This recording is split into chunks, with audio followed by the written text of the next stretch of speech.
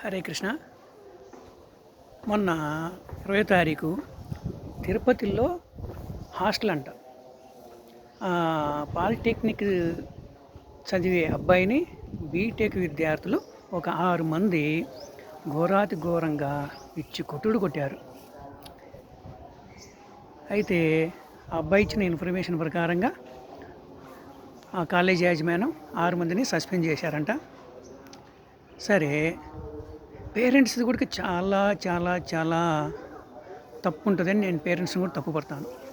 ఎందుకంటే పిల్లల్ని మనం హాస్టల్ వేసాము, లేదు కాలేజీకి పంపిస్తున్నాము, అక్కడ వాతావరణం ఎలా ఉంది, హాస్టల్ వాతావరణం ఎలా ఉంది, కాలేజీలో వాతావరణం ఎలా ఉంది అని పేరెంట్స్ కూడా అబ్జర్వేషన్ చేసుకోవాలని నేను చెప్తున్నాను.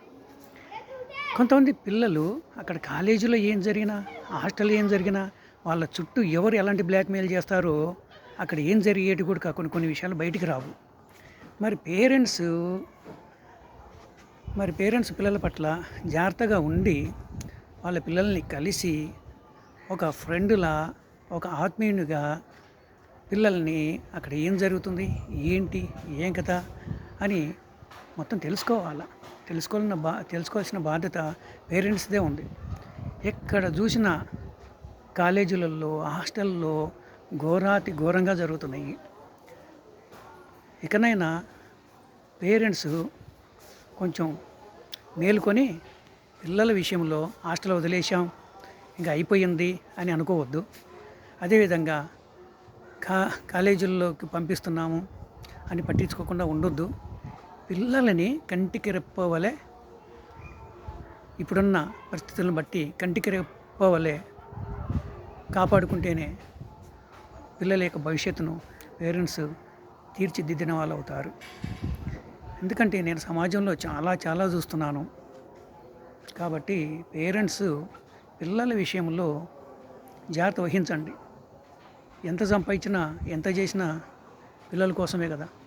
అలాంటిది పిల్లల కోసము టైం కేటాయించుకోండి. మినిమంగా నెలకు 2 సార్లన్నా మీ పిల్లల్ని హాస్టల్లో వెళ్ళి ఎలా ఉంది హాస్టల్ వసతి, ఎట్లా ఉంది అనేది తెలుసుకోండి. పిల్లలు అక్కడ కంఫర్టబుల్గా ఉంటున్నారా లేదా అది కూడా తెలుసుకోండి. అదేవిధంగా పిల్లల్ని కాలేజీకి పంపించేటప్పుడు డైరెక్ట్ స్కాలర్స్ అయితే వారానికి ఒకసారన్నా పిల్లల్ని డ్రాప్ చేసి రిసీవ్ చేసుకునే విధంగా మనం ఉన్నప్పుడు మన పిల్లలకు కూడా అక్కడ, మన పిల్లల విషయం కూడా అక్కడ తెలుస్తుంది.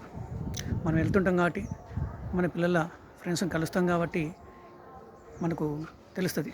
కాబట్టి పేరెంట్స్ మాత్రం పిల్లల విషయంలో చాలా జాగ్రత్త వహించాలని నా ఒపీనియన్గా చెప్తున్నాను. హరి ఓం నమః శివాయ.